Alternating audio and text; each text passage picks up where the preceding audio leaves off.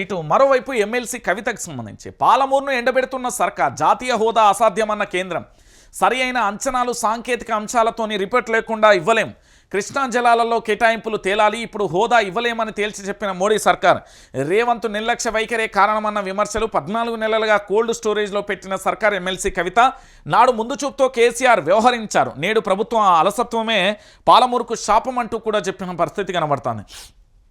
అంటే ఇక్కడ ఒకసారి మీరు అందరూ కూడా ఆలోచించాలి. తెలంగాణ సమాజం ఇక్కడ పూర్తి స్థాయిలో తెలంగాణ ప్రాంత ప్రజలారా, పాలమూరుకు సంబంధించిన బిడ్డనని చెప్తాడు ముఖ్యమంత్రి గారు. అదే పాలమూరుకు సంబంధించి నష్టపోతా అంటే కానీ పూర్తి స్థాయిలో చూడని పరిస్థితి కనబడుతుంది. ఎందుకు అంటే పూర్తి స్థాయిలో కూడా పాలమూరును ఎండబెడుతున్నది సర్కార్. జాతీయ హోదా అసాధ్యం అంటూ కేంద్రం అంటా ఉంటే కనీసం సరి అయిన ఆలోచనలు కానీ, లేకపోతే అంచనాలు కానీ, సాంకేతిక అంశాలు కానీ ఎక్కడ రిపోర్ట్ ఇవ్వలేని పరిస్థితి కనబడుతుంది.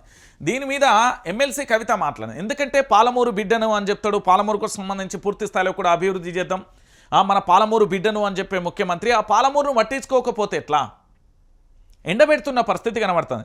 ఇక్కడ ఓన్లీ పాలమూరే కాదండి, తెలంగాణలో ఉన్న చాలా జిల్లాలలో కూడా పూర్తి స్థాయిలో కూడా అక్కడ కాళేశ్వరం ప్రాజెక్టుల నీళ్లను ఎత్తిపోయకపోవడం వల్ల చాలా చోట్ల కూడా నీటిపారుదల రంగానికి సంబంధించి, నీటిపారుదలకు సంబంధించి పూర్తి స్థాయిలో కూడా పంటలన్నీ ఎండిపోతున్న పరిస్థితి కనబడుతుంది. చాలా ఇబ్బందికరమైన పరిస్థితులు కూడా ఎదుర్కొంటున్నారు తెలంగాణ ప్రాంత బిడ్డలు.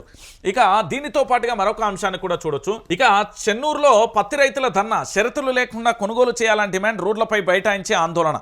ఇది తెలంగాణ రాష్ట్ర వ్యాప్తంగా కనుక మనం ఇప్పటి వరకు కూడా అంచనా వేయగలిగితే, ఈ రాష్ట్రంలో పూర్తి స్థాయిలో కొన్ని అంశాలను కనుక మనం చూస్తే, ఒకటి, రైతులను మోసం చేస్తున్నది కాంగ్రెస్ పార్టీ. ఎట్లా మోసం చేస్తున్నది? రైతులకు పూర్తి స్థాయిలో రుణమాఫీ జరగలేదు.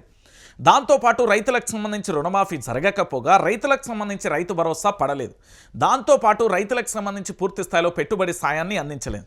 రైతులకు సంబంధించి కనీస మద్దతు ధర కూడా ఇవ్వలేదు. దాంతోపాటు 500 బోనస్ ఇవ్వలేదు. దాంతోపాటు కరెంటు సరిగ్గా ఇవ్వలేదు. దాంతోపాటు పూర్తి స్థాయిలో నీళ్లను కూడా సరిగ్గా ఇవ్వలేని పరిస్థితి కనబడుతుంది. అన్ని కష్టాలను అనుభవించి పంట పండించి మార్కెట్కు తీసుకెళ్తే కనీసం ఇక్కడ అనేక రకాలుగా కొర్రీలు పెట్టి పూర్తి స్థాయిలో కూడా షరతులు పెడుతున్న పరిస్థితి ఇక్కడ కనబడుతున్న అంశం. అంటే తెలంగాణలో జరుగుతున్న ఈ పరిణామాలను కూడా చూస్తే కాస్త ఆశ్చర్యం అనిపిస్తుంది అనే విషయాన్ని కూడా మీరు అందరూ కూడా చూడాల్సింది. ఇక దాంతోపాటు